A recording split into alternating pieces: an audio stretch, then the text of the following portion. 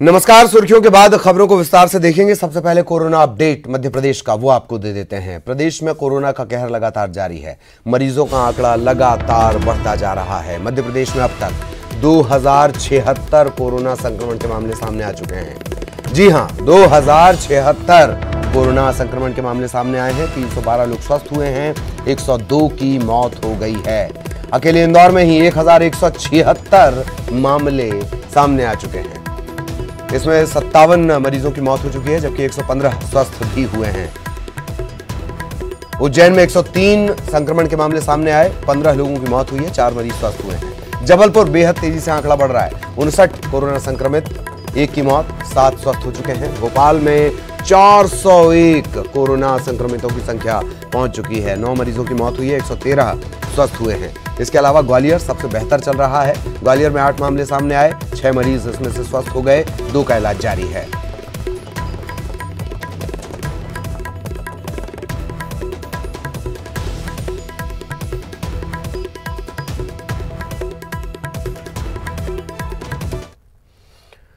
राजधानी में कोरोना के 23 नए पॉजिटिव केस सामने आए हैं और 24 लोगों में से 16 जमाती इसमें शामिल हैं। एम्स की महिला सर्जन डॉक्टर भी कोरोना संक्रमित पाई गई हैं और जो रिपोर्ट्स आज आई हैं उसमें 5 साल का एक बच्चा भी शामिल है। उस बच्चे की तस्वीर को आप ऐसे कंपेयर करें, कुछ दिनों पहले सोशल मीडिया पर आपने देखा एक एम्बुलेंस में अकेला जाता हुआ बच्चा, तकरीबन 7 से 8 साल का, किसी और को ले जाया नहीं जा सकता। सिर्फ जो संक्रमित हैं उन्हें ही ले जाया जाएगा, आइसोलेट किया जाएगा। मत खेलिए बचपन से, मत खेलिए बुढ़ापे से, मत खेलिए जवानी से।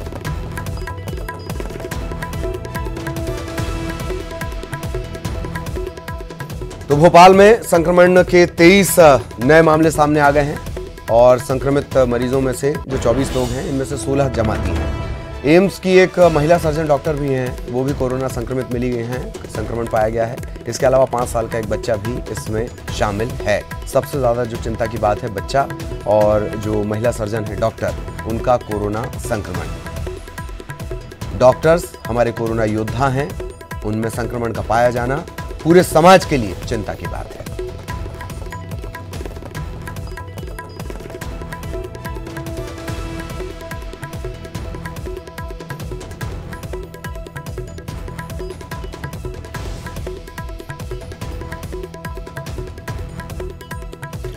तो बड़ा अपडेट आपको दे दें, संक्रमितों की रिपोर्ट आई है। 24 नए मामले राजधानी में, 23 मरीज राजधानी में बढ़ गए हैं और ये जो नए संक्रमित हैं इनमें 16 जमाती हैं।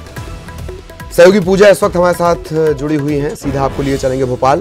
पूजा, तकरीबन 23 और नए मामले, इसमें भी जमातियों की संख्या सबसे ज्यादा, और क्या कुछ अपडेट?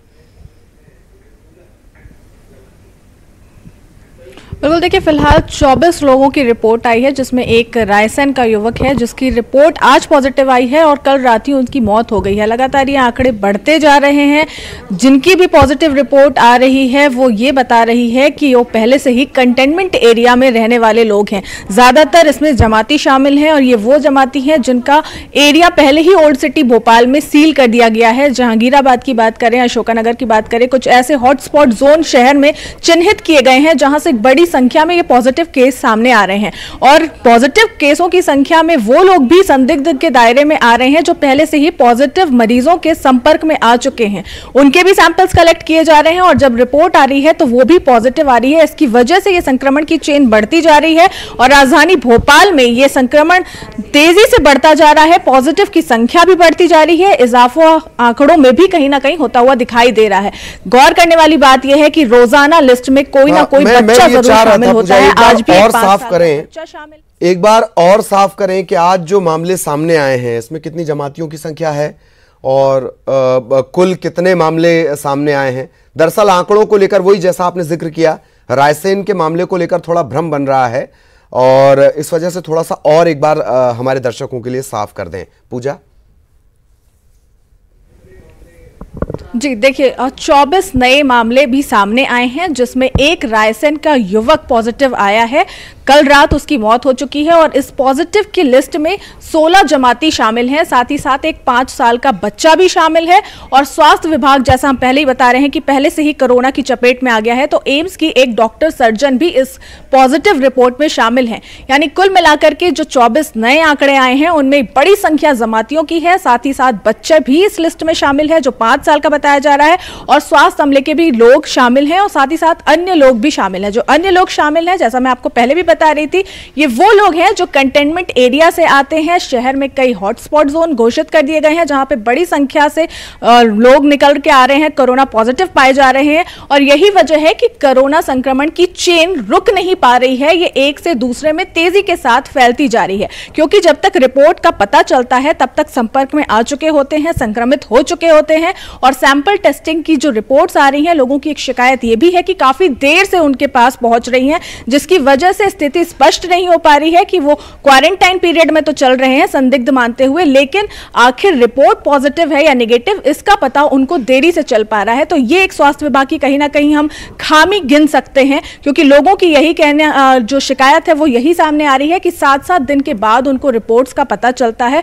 और जिनकी रिपोर्ट्स पॉजिटिव आ जाती है उनकी विभाग ट्रेसिंग करके उनको अस्पताल पहुंचा दिया जाता है। लेकिन जो गौर करने वाली बात जो मैं आपको पहले भी बता रही थी, वो ये कि राजधानी भोपाल से रोजाना जिस तरीके की पॉजिटिव लिस्ट निकल करके आ रही है, उसमें एक ना एक स्वास्थ्य विभाग का कर्मचारी, पुलिस विभाग का कर्मचारी और एक बच्चा जरूर मौजूद रहता है। और अब जिस तरीके से ये लिस्टिंग की जा रही है, जमातियों की भी एक बड़ी संख्या देखने में मिल रही है। आज में 16 जमाती एक साथ पॉजिटिव पाए गए हैं, और ये उम्मीद भी जताई जा रही है कि आगे और भी लिस्टिंग जो होगी, तो जमातियों की लिस्ट पॉजिटिव आने की पूरी उम्मीद है, क्योंकि ये डायरेक्ट संपर्क में भी आए हैं। और दूसरी बात ये कि ये वो लोग हैं जो कंटेनमेंट एरिया में रह रहे हैं, जो पुलिस जहां पर मॉनिटरिंग कर रही है, लगातार पुलिस की नजर बनी हुई है, क्योंकि कहीं ना कहीं ये संक्रमण की चेन अभी रुक नहीं पा रही है। पुलिस के लॉकडाउन, ओल्ड सिटी की बात करें तो वहां लोग कहीं ना कहीं लॉकडाउन का तरह जो सख्ती से पालन होना चाहिए वो नहीं हो पा रहा है। ये लोगों में कहीं ना कहीं जन जागरूकता के नाम में कमी है, जिसकी वजह से शहर को खामियाजा भुगतना पड़ रहा है, और ये पॉजिटिव केसों की संख्या में लगातार इजाफा होता हुआ दिख रहा है। रोजाना इसकी संख्या बढ़ती हुई ही नजर आती है। जी ललित, चलिए, बहुत बहुत शुक्रिया आपका पूजा, इस तमाम जानकारी के लिए। सहयोगी पूजा हमारे साथ जुड़ी हुई थी। और इधर हॉटस्पॉट बन चुके इंदौर में 91 नए संक्रमण के मामले सामने आए हैं। स्वास्थ्य विभाग ने मेडिकल बुलेटिन जारी किया। इसके मुताबिक अब तक कोरोना संक्रमित मरीजों का आंकड़ा पहुंच चुका है 1176। ये सिर्फ इंदौर का है। नए संक्रमितों में एमजीएम की एक एसोसिएट प्रोफेसर हैं, रेसिडेंसी एरिया का एक कर्मचारी है, एमआरटीबी अस्पताल की 3 नर्सेज भी शामिल हैं। इन्हें मिलाकर अब तक 6 नर्स, 2 डॉक्टर कोरोना संक्रमित पाए गए हैं। दोनों नर्सों में से 2 की ड्यूटी चेस्ट वार्ड में थी, एक की ड्यूटी टीबी अस्पताल में थी, और इन तीनों नर्सों को पहले से ही क्वारंटाइन रखा गया था। 11 अप्रैल से जिला जेल में बंद कैदी सद्दाम, ये भी संक्रमित निकला है। चंदन नगर में पुलिस पर पत्थरबाजी का यह आरोपी है, और अब संक्रमितों की संख्या और बढ़ेगी।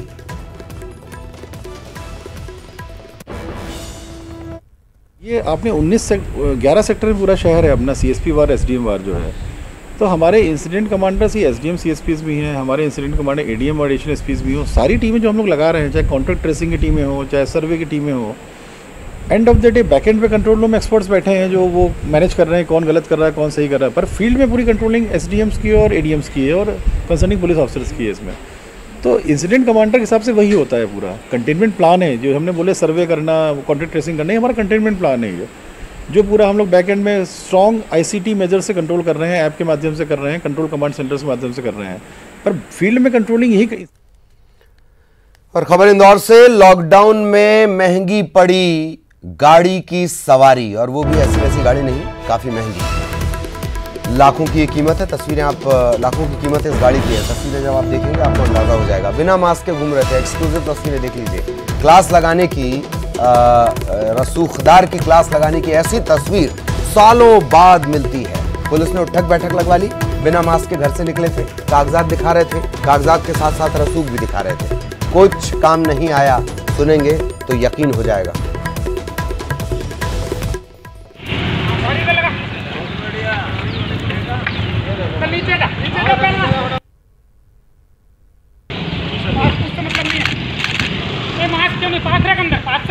बात पूछ तेरा फेंक मोबाइल उधर रख, मोबाइल भी रख उधर। तो बैठ नीचे, नीचे बैठ जा, नीचे बैठ जा, मैं बोल रहा हूँ। अरे ढंग से बैठ जा कि बिठाऊँ ना सिखाऊँ, वो भी मैं ढंग से बैठ। चल गुलाटी का उठक बैठक लगा, उठक बैठक लगा ले, ढंग से बैठ ले। नाखून तो बहुत खाया, लाल हो रहा है, ढंग से बैठ, ढंग से बैठ ले। लगा 100 लगा, 100 लगा, हम आज के चल रहा है, नहीं है तेरा 100। मैं जो बोल रहा हूँ वो कर, पहले जो बोल रहा हूँ वो कर, पहले जो बोल रहा हूँ वो कर। बैठ नीचे, पूरा बैठ ले, पूरा बैठ ले, वो भी मैं सिखाऊँ। पूरा बैठ ले, स्टैंडर्ड वर्क के सामने झाला मेरे सामने नीचे बैठ, नीचे बैठ, पूरा बैठ, पूरा बैठ ले। शर्म आ रही है, मास्क लगा के शर्म नहीं है, अब शर्म आ रही है। बैठ, उसका मतलब नहीं लगाया क्यों नहीं? बैठ नीचे बैठ, तेरा चश्मा है, तेरा वो हाल करता जिन दिन तो मास्क लगाता। अब बैठ बैठ, जो उधर नीचे नहीं लगा रहा था, कभी चौथा तक मैं नहीं बोलता हूँ, छोड़ूंगा बस बच्चा निकल के नहीं छोड़ूंगा। पूरा बैठ ले, पूरा बैठ ले, शर्म आ रही है। और भोपाल में महिला डीएसपी से बीते दिनों लॉकडाउन तोड़ने और बदतमीजी करने वालों को पुलिस ने गिरफ्तार कर लिया था। इसके बाद आरोपियों को जेल भेज दिया गया था। कोर्ट ने अब सभी दोषियों को जमानत राशि के अलावा कोर्ट के द्वारा तय की गई 20-20 हजार की रकम पीएम राहत कोष में जमा करने के आदेश दिए हैं। जिन लोगों को यह रकम देनी होगी उनमें से एक आरोपी, टेंडर घोटाले के आरोपी मनीष खरे का बेटा भी शामिल है।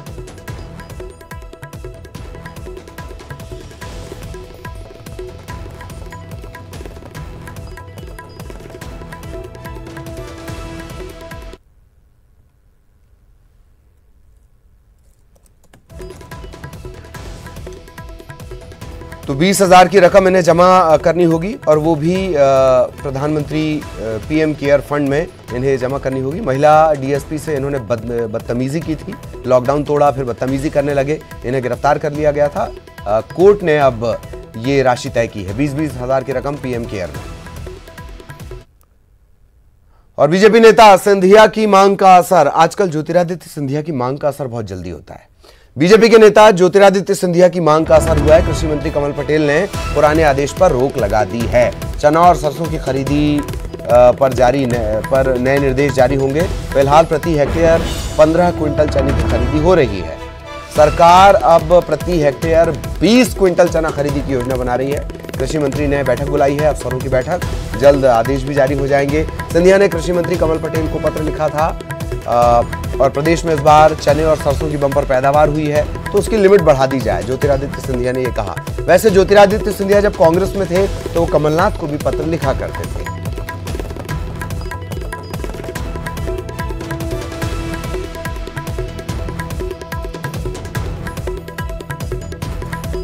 और सहयोगी अनुराग इस वक्त हमारे साथ जुड़े हुए हैं। अनुराग, ये भी दिलचस्प है, पहले कमलनाथ को पत्र लिखते थे, अब कमल पटेल को, कमल की तरफ से पत्र लिख रहे हैं। बहरहाल क्या आश्वासन मिला है, जमीन पर कब तक नजर आएगा ये? देखिए, कृषि मंत्री कमल पटेल ने इस संबंध में अफसरों की बैठक बुलाई है और उनका यह भी कहना है कि मैंने पुराने आदेश पर रोक लगा दी है। पुराने आदेश के तहत चना और सरसों की खरीदी को लेकर प्रति हेक्टेयर 14 से 15 क्विंटल खरीदी का प्रस्ताव था, लेकिन इस बार जो बम्पर पैदावार चना की होने की खबर आ रही है, उसके बाद ज्योतिरादित्य सिंधिया ने मांग की थी और कृषि मंत्री कमल पटेल का कहना है कि इस मांग पर सरकार विचार कर रही है और आज और कल में बड़ा फैसला लिया जाएगा और किसानों से उनकी फसल को पूरा खरीदा जाए, इस पर सरकार पूरी तरीके से फोकस कर रही है। इसका आकलन किया जा रहा है कि यदि प्रति हेक्टेयर 20 क्विंटल चना खरीदा जाता है तो उसमें कितना भार सरकार के ऊपर आएगा, केंद्र की योजना के तहत कितनी राशि मिलेगी, इन तमाम बातों का आकलन किया जा रहा है और उसके बाद आज या कल में सरकार इस मामले में कोई बड़ा फैसला ले लेगी। यानी कि कुल मिलाकर एक तरफ ज्योतिरादित्य सिंधिया को खुश करने की तैयारी है, वहीं उसी पत्र के जरिए, उसी मांग के जरिए किसानों को भी खुश करने की कोशिश में सरकार लगी है और उम्मीद इसी बात को लेकर है कि आज या कल में सरकार इस संबंध में कोई बड़ा फैसला कर सकती है। चलिए, ये अच्छा है, किसानों के लिए कम से कम ये फायदेमंद होगा। मांगे मानी जा रही हैं, इससे पहले शायद मंत्रालय की भी उन्होंने मांग की हो, ना मांगी गई हो। बहुत बहुत शुक्रिया आपका अनुराग, इस तमाम जानकारी के लिए। सहयोगी अनुराग हमारे साथ जुड़े हुए थे। इधर गृह मंत्री नरोत्तम मिश्रा गृह और स्वास्थ्य मंत्री बनने के बाद पहली बार अपने गृहनगर डबरा भी पहुंचे। परिजनों ने उनकी आरती उतारी, उनका स्वागत किया। इस दौरान कार्यकर्ताओं का हुजूम भी मौजूद रहा। गृहमंत्री ने कार्यकर्ताओं से लॉकडाउन का पालन करने की अपील की, पर कार्यकर्ता तो कार्यकर्ता हैं और चूंकि इतने लंबे अरसे से वो जीतते आ रहे हैं, प्रेम उनका अपनी विधानसभा में इतना ज़्यादा है कि कार्यकर्ता नहीं समझ पाए। तो लॉकडाउन का नियम का पालन सबको करना है, सोशल डिस्टेंसिंग। आज प्रधानमंत्री ने भी कहा 2 गज दूरी बहुत है ज़रूरी। बहरहाल आरती उनकी उतारी गई।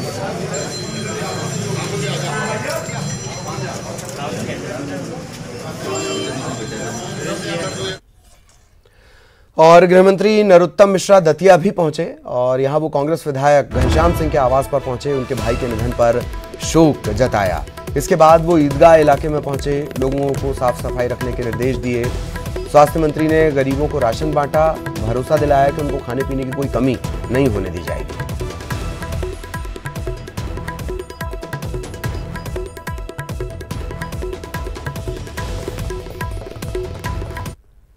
ब्रेक के बाद खबर मजदूरों से जुड़ी हुई। भोपाल में फंसे पश्चिम बंगाल, यूपी और बिहार के मजदूरों ने जिला प्रशासन से मांग की है कि अब उनको उनके गृह राज्य तक पहुंचा दिया जाए। लॉकडाउन के बाद करीब 1 महीने से ये मजदूर फंसे हुए हैं और अब वो हर हाल में अपने घर जाना चाहते हैं।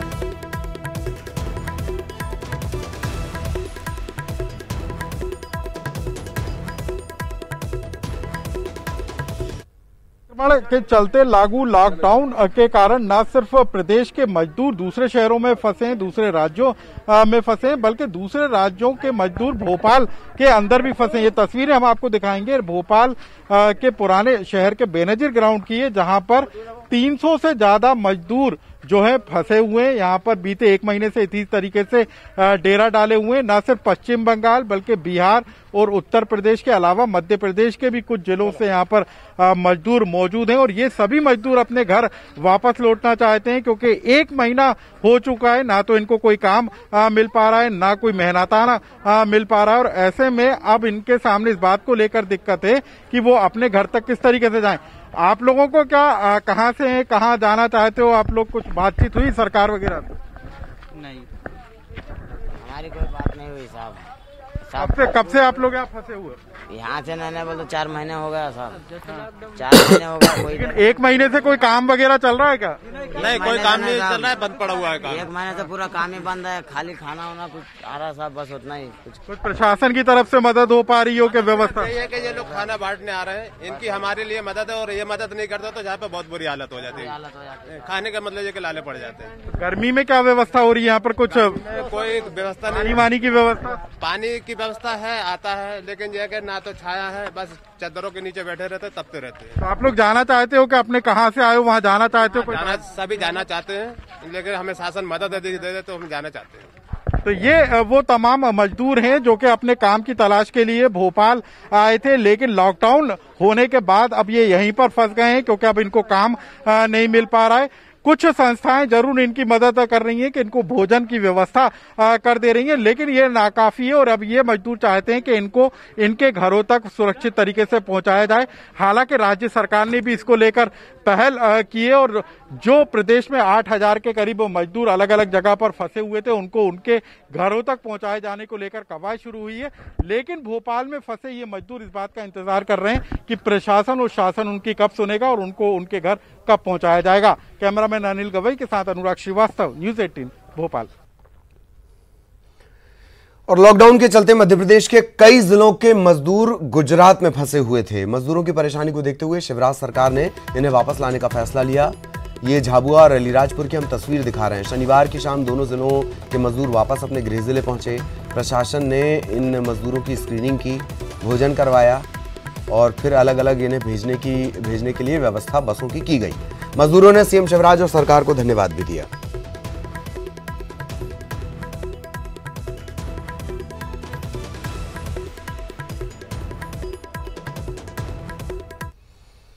और लॉकडाउन में गुजरात में फंसे मध्य प्रदेश के मजदूरों को कल वापस झाबुआ लाया गया और तकरीबन 50,000 के करीब झाबुआ के मजदूर हैं जो अलग अलग जगहों पर खासतौर पर गुजरात में मजदूरी करते हैं।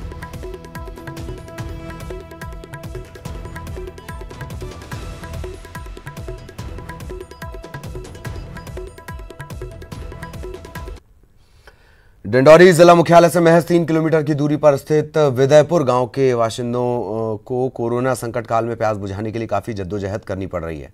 आपको जानकर हैरानी होगी कि 200 परिवार की आबादी वाले इस गांव में एक भी हैंडपंप नहीं है। गांव से करीब 1 किलोमीटर की दूरी पर एक कुआं है और वही एकमात्र रिसोर्स है, स्रोत है, जल स्रोत है। ऐसे में पानी के लिए सुबह 5 बजे लोग यहाँ पर जुटना शुरू हो जाते हैं। कड़ी मशक्कत करनी पड़ती है, मानो जंग के लिए जा रहे हों। आप इन छोटे छोटे बच्चों को देखकर ही अंदाज़ा लगा सकते हैं, छोटी सी उम्र में पढ़ाई लिखाई बाद में पहले पानी की चिंताएं निपटा रहे हैं। कई किलोमीटर का सफ़र ये तय करते हैं। और कोरोना ने सभी त्योहारों की रौनक भी छीन ली है। भोपाल में अक्षय तृतीया के मौके पर इस बार बाजारों में रौनक नहीं। लॉकडाउन के चलते सराफा चौक बाजार बंद है। बाजार में दुकानों पर ताले लटके हैं। अक्षय तृतीया पर गोल्ड की बम्पर खरीदी हर साल हुआ करती थी। इसी दिन हजारों शादियों का रिवाज है, लेकिन महामारी के चलते अबूझ मुहूर्त में सामूहिक व्यापार और समारोह पर रोक है।